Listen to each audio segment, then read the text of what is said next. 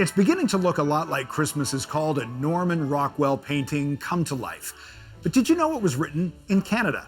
Hi, I'm Drew Savage, and this is the story behind the Christmas hit It's Beginning to Look a Lot Like Christmas.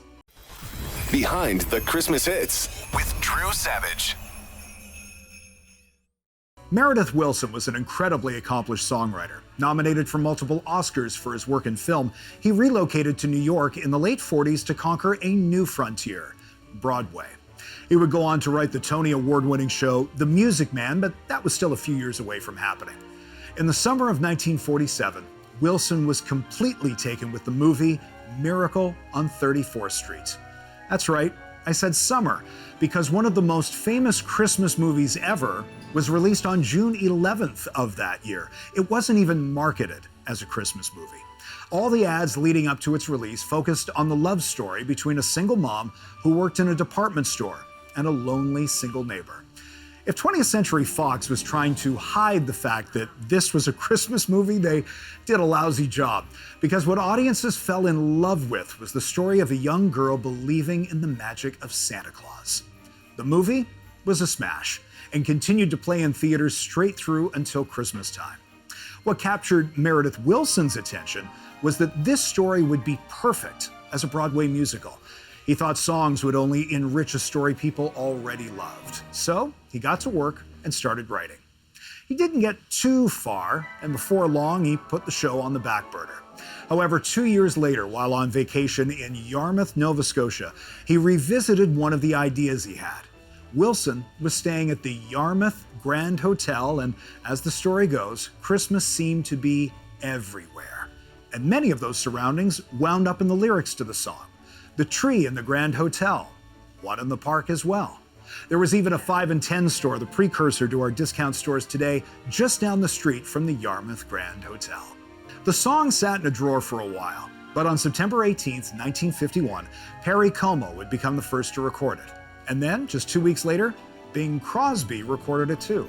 Shockingly, despite both of these heavyweights having versions out for Christmas, neither was a hit. Como re-released it a year later, and then, for some reason, it clicked, and finally entered the Billboard Hot 100 chart and made it into the top 20. This theme of delayed reaction has kind of followed the song around. Johnny Mathis recorded it in 1986, but his didn't become a hit until it was included in the soundtrack of Home Alone 2, 6 years later. Michael Bublé recorded it for his 2011 album, Christmas, and made it the lead track on the album. The lyrics and the arrangement of the song itself perfectly sets the mood for the next hour of music. While it wasn't originally released as the first single from the album, it did become the highest charting, peaking as high as number 7 in 2018. While we're talking about Michael, let's take a moment to recognize the 10th anniversary of the biggest album of his career to date. Simply titled Christmas, it was released October 25, 2011, and debuted at number 3 on the Billboard album chart. Upon its release, Michael told Parade magazine it was a fun album to do, but also a huge pain in the butt. Quote, "We did everything we could live. We set 50 to 90 musicians up in a room, opened up all the doors and just played. It's not perfect, but you get that live and very present sound."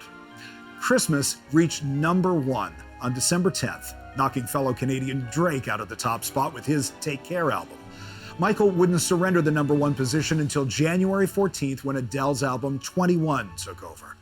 Michael Bublé's Christmas would make Juno history in Canada, winning Album of the Year, the only album of Christmas music to ever win that award.